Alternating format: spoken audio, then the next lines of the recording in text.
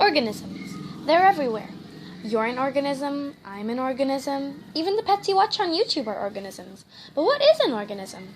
My name is Allana D'Souza, and I'm going to explain to you what an organism is and what makes up an organism. No need for over-the-top explanations, because an organism is simply a living thing.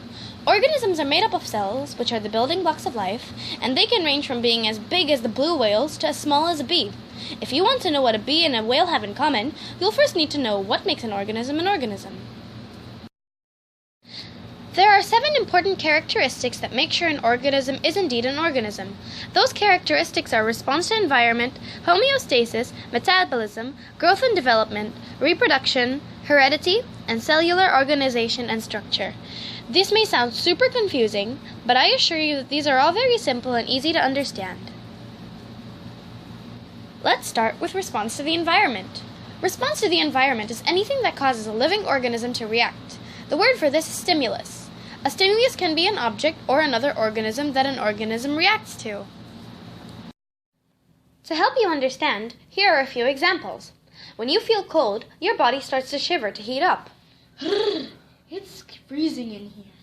Similarly, when you feel hot, your body starts to sweat. Why is it so hot in here? In both of our scenarios, the stimulus would be temperature. In the first scenario, the stimulus is the cold, and the reaction is to shiver.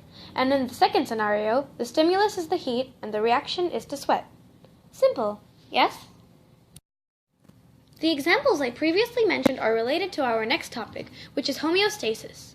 Don't let the big words scare you, for homeostasis is simply a key concept in understanding how our body works. We have tons of sensors in our body that monitor our temperature, blood pressure, body sugar, and more. And once something happens, it'll trigger changes to maintain the balance in your body. Back to our example from earlier, the homeostasis would be shivering in order to balance your body temperature in the cold.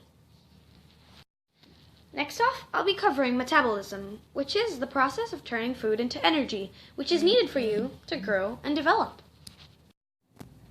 Growth is when you grow bigger and taller, while development is learning new things, like an instrument, for example. Our next topic is reproduction, which is when parents have an offspring, or a child. Reproduction is a requirement of life to ensure the survival of a group of organisms. Now, I want you to look in a mirror. Do you look more like mommy or daddy? Or maybe even both? The reason why you look like your parents is heredity. Heredity is when parts of a parent's appearance are passed down to their offspring. It is very important since it determines which traits and looks you get from your parents.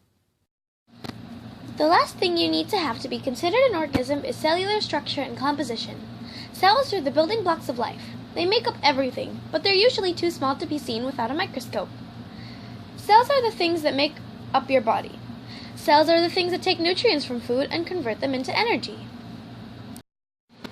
With all this information, we can prove that a whale and a bee are similar because they're both organisms, and they both meet expectations to be considered an organism.